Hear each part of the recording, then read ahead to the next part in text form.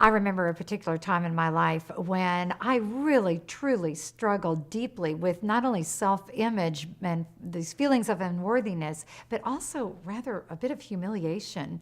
You see, when I was in junior high, who doesn't struggle with self-worth in junior high, but when I was in junior high, I had this challenge. Every time I got up in front of the classroom to speak or to share anything, give a speech, my face would turn bright red. Now that it's just something that happens to very fair-skinned, blonde-haired people, but it was rather humiliating in junior high. It was especially humiliating because the boys in the class would laugh at me. Oh, they'd call me names. They had all sorts of names for me, red face, all these different things. It really was a difficult period of time.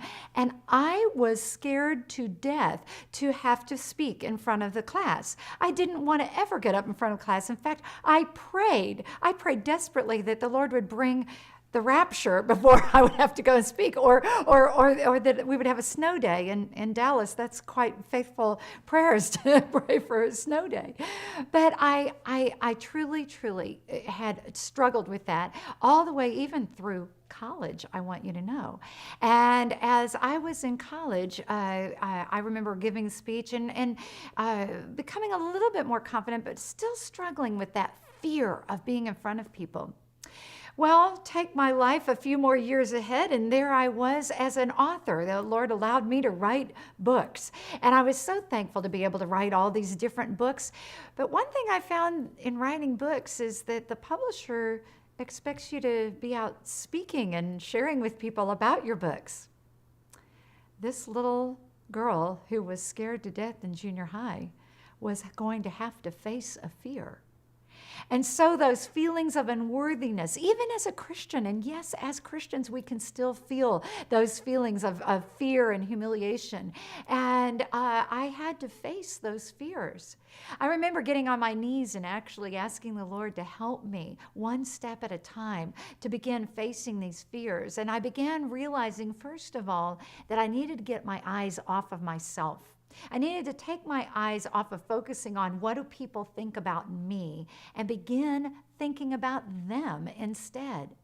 And more importantly, I needed to start thinking about what did God want to share through me to those people? So how was God going to use me as I spoke to those people? I began taking one step at a time, baby steps, just standing up in front of people and asking the Lord, Lord, give me strength. Help me to not think of myself. Use me for a greater purpose. Use me for your purpose. Do you know that as I got my eyes off of myself and I started recognizing a greater purpose in what I was doing, I began finding a joy in getting in front of people and speaking and sharing, because I recognized this isn't about me. This is about them and the message that I could bring to them, a message of hope, a message of truth. And so I began recognizing that as I leaned on Him, He would give me what I needed.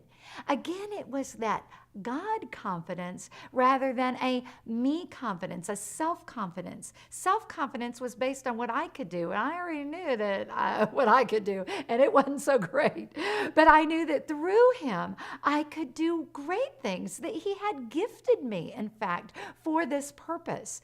And so my confidence was in Him and what He could do through me and the gifts that He gave me. Eyes on Him, thinking about others, and not about myself.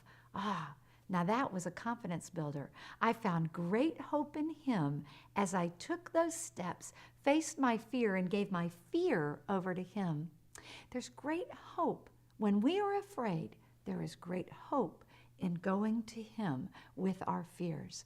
So I encourage you to do the same. It was a great confidence builder in my life, and I hope it will be in yours as well.